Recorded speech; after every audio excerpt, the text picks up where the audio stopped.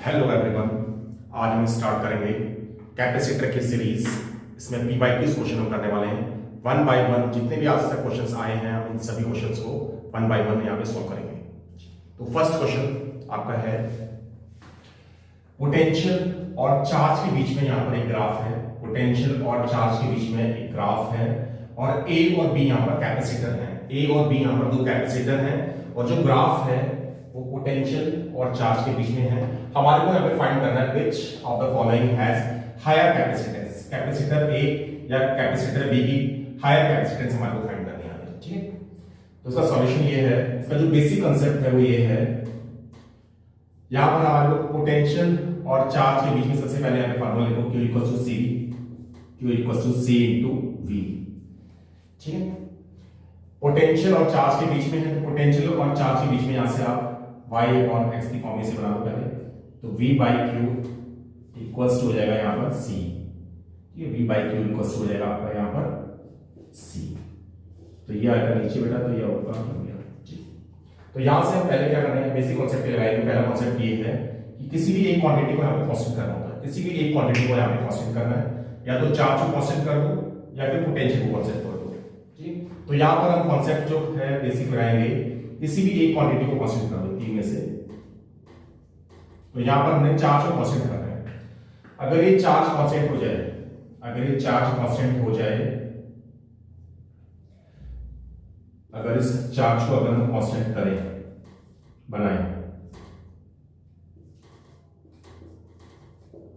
तो जो पोटेंशियल है, जिसका पोटेंशियल ज्यादा होगा उसकी कैपेसिटेंस कम होगी, या फिर आप कह सकते हो जिसका पोटेंशियल कम, जिसका पोटेंशियल कम उसकी कैपेसिटेंस ज्यादा होगी। हमें फाइंड करनी है कैपेसिटेंस। तो यहां पर इसके क्रॉसपेंडिंग गिवन कांस्टेंट चार्ज पर, गिवन कांस्टेंट चार्ज पर हमारे को दो पोटेंशियल मिल रहे हैं, दो पोटेंशियल की वैल्यू लिखेंगे।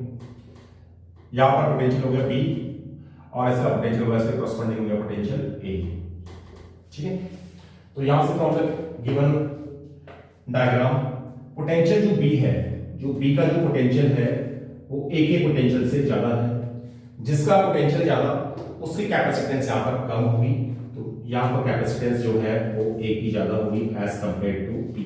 तो फर्स्ट मेथड ये है कि अगर गिवन क्वांटिटीज के बीच में ग्राफ है तो आपको यहां पर किसी एक क्वांटिटी को यहां पर कांस्टेंट बनाना है और आप दो क्वांटिटीज के बीच में यहां पर रिलेशन फाइंड कर सकते हैं।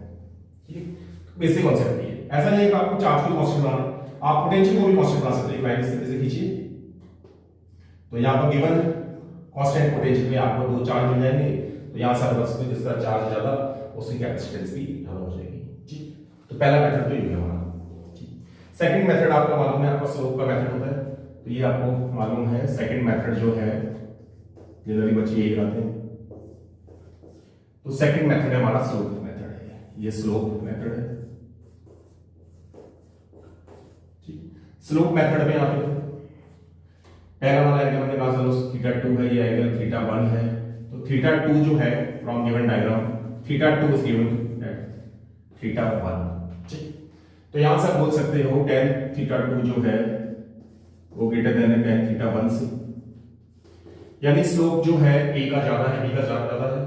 देयरफॉर जिसका स्लोप ज्यादा होगा, यहां से हम बेसिक कांसेप्ट ये लगाएंगे। ये तो समझ में हमारे को आ गया कि जो b है इसका स्लोप ज्यादा है। डायग्राम से भी देख सकते सीधा सीधा। तो यहां से अगर आप देखें यहां से, तो v बाई क्यू, जो v बाई क्यू है इक्वल्स टू हो रहा है 1 बाई c। ये टर्म क्या है, ये टर्म आपको देखनी चाहिए यहां से, ये है आपका स्लोप। जिसका स्लोप ज्यादा होगा उसकी कैपेसिटेंस कम होगी, यानी आप कह सकते हो जिसका स्लोप कम उसकी कैपेसिटेंस ज्यादा। हमारे को हायर पोटेंशियल कैपेसिटेंस फाइंड करनी है। तो यहां पर देखो जो B वाला जो है, सॉरी जो A वाला कैपेसिटर है इसका स्लोप कम है, जो A कैपेसिटर है इसका स्लोप कम, तो कैपेसिटेंस इसकी ज्यादा, यानी कि आप कह सकते हो therefore A capacitor is higher capacitance than B। तो आंसर दोनों से ही सेम आए। कॉन्सेप्ट आपको याद रखना है कि यहां पर एक स्लोप मेथड जरूर लगता ही है, दूसरा यहां पर एक क्वांटिटी है कि इस मेथड को आप चैप्टर 3 में रेजिस्टेंस में, चैप्टर 6 EMI में वहां पर भी अप्लाई कर सकते हैं। वहां पर भी दो क्वांटिटीज के बीच में आप यहां पर एक क्वांटिटी को कांस्टेंट बनाओ और दो के बीच में यहां पर रिलेशन को बना सकते हैं। दूसरा मेथड आपको याद रखना है, स्लोप मेथड है। ठीक।